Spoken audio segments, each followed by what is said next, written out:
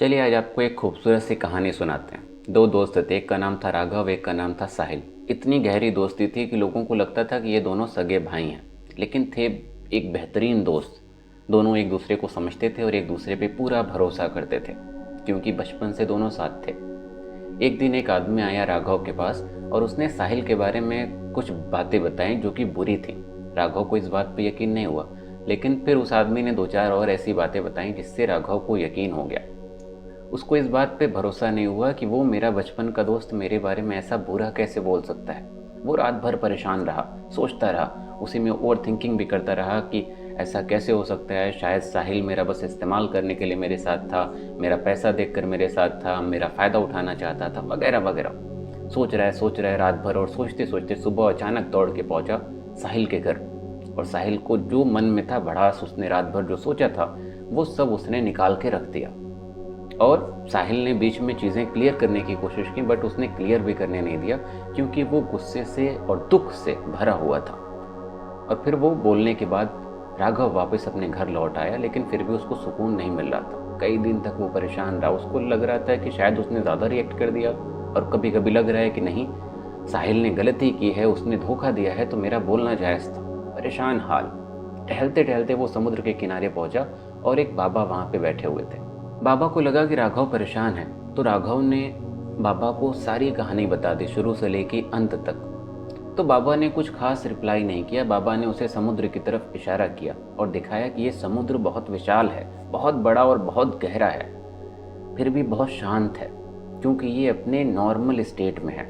ये अपने आप को धीरे धीरे गर्म कर रहा है, और गर्म करेगा, खुद से भाप एक बनेगी और वो भाप फिर बारिश देगी। ये एक नॉर्मल प्रोसेस है जो उसको वो शांति से ले रहा है।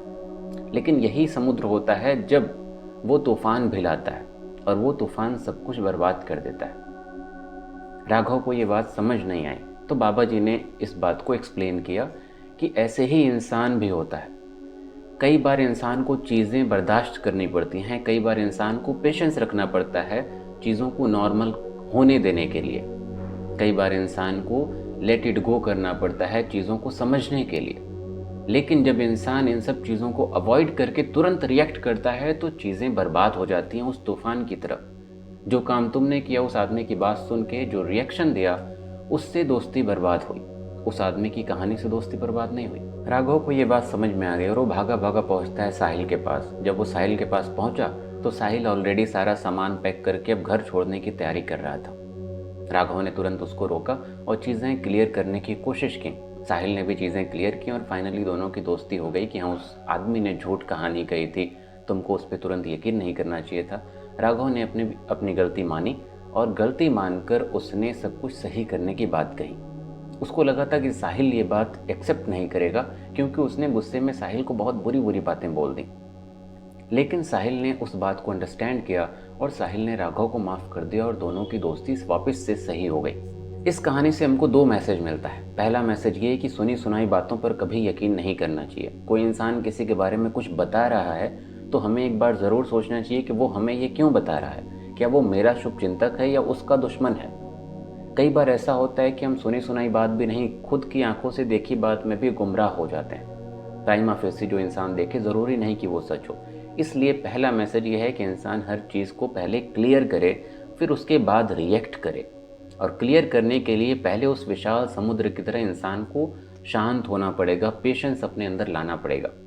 दूसरा मोरल्स या दूसरी सीख हमको जो मिलती है वो ये मिलती है कि इंसान गुस्से में वो नहीं बोलता जो सच होता है। राघव ने साहिल को जाकर गुस्से में बहुत कुछ बोल दिया, लेकिन यहीं से मैसेज आ रहा है कि इंसान गुस्से में वो नहीं बोलता जो सच होता है, बल्कि इंसान गुस्से में वो बोलता है जो उसके दिमाग में होता है। जो दिमाग में उसकी बातें परेशान कर रही होती हैं, इंसान भड़ास निकालता है अल्टीमेटली। तो सच्चाई का गुस्से से कनेक्शन नहीं है।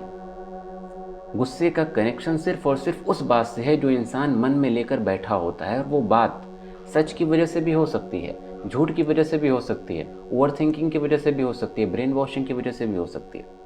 क्योंकि सच हमेशा दिल को पता होता है, लेकिन दिमाग में सच भी हो सकता है, झूठ भी हो सकता है, गुमराहकुन बातें भी हो सकती हैं। तो इसलिए इस बात पर यकीन नहीं करना चाहिए कि इंसान ने जो गुस्से में बोला वही सच है। अगर साहिल ने इस बात पे यकीन कर लिया होता है कि हाँ तुमने आकर गुस्से में जो बोला वही सच है, तो दोनों की दोस्ती कभी सही होती ही नहीं। लेकिन उसने इस बात को समझा और दोस्ती सही हो गई। तो इन दो मोरल्स को हमें अपनी ज़िंदगी में अप्लाई करना चाहिए, इन दोनों सीख को हमें अपनी ज़िंदगी में रखना चाहिए, ताकि ज़िंदगी और रिश्ते दोनों बेहतर हो सकें।